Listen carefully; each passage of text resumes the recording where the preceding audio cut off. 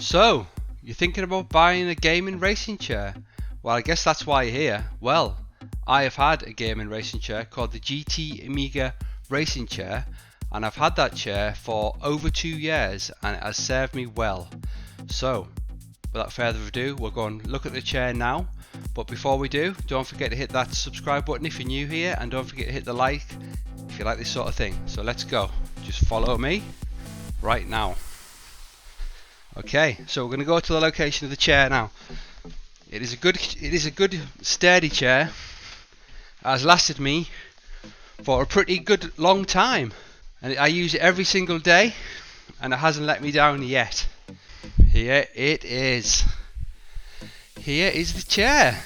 This is the GT Amiga Racing Chair. I'll go down from the top to the bottom so you can see what's in it. This is the top, this is the backrest, the head cushion. This is the adjustable lumbar support. We have armrests that go up and down independently. Also, you can adjust them this way and this way independently. It's also got a mechanism here which allows the chair to go up and down. And if you just come a little bit closer so you can see this, it also has a lock and a free. So at the moment it's in the free position. So this means that the chair, although stable if you sit up straight, if you lean back you can kind of like throw the whole thing around, and it just basically is in the free position. If you push this in, now it's locked. But also there's a little handle here which lets you go, does your chair do this?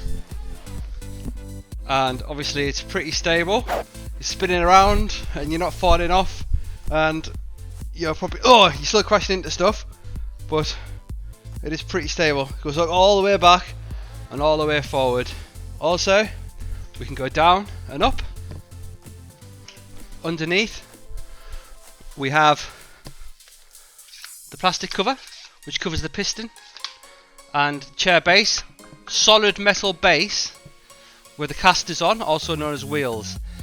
Now if you have a look underneath the chair, we can see that this, because it's a metal base, I don't know if this has happened to you on other chairs, but these bits are normally made out of plastic, and what happens is these bits break, and that's the first thing to go on any chair. Also, there's another thing here, come closer. This is called the tilt tension. The tilt tension, basically, when I showed you tilting before, when this was going in and out like this, you can make it tighter so it doesn't, so you don't just fly backwards. You can make it looser as well. So that's the chair. Now I'm going to talk about some pros and cons about the chair. Now, one of the pros is this chair is very sturdy. It is like a tank. You will not get into any troubles of like breaking it. I'm 6'1", I'm 107 kilos, and I don't break it. It's also adjustable. I've just shown you. It's very durable. I've moved house twice, and the only damage that's happened really is a few scratches to the paintwork underneath. So that's good as well. I'll also show you the scale. This is a watch. This is a game controller. So I'm just showing you things so you can kind of get an idea of the scale of the actual chair. This is a football. There you go. So you can kind of get the idea of the size of the chair. It is a big chair. The cons are it's very big, so it gets in the way of things like when you're spinning around and stuff like that. Gets in the way, especially if you're in a confined space like I choose to use it here because it's probably the best place to have it. It's also very heavy as well, so unless you're quite strong like me, you won't be able to lift it up. It might be a 2-man lift, but it's quite heavy. You can lift it, but you've kind of got to keep your back straight.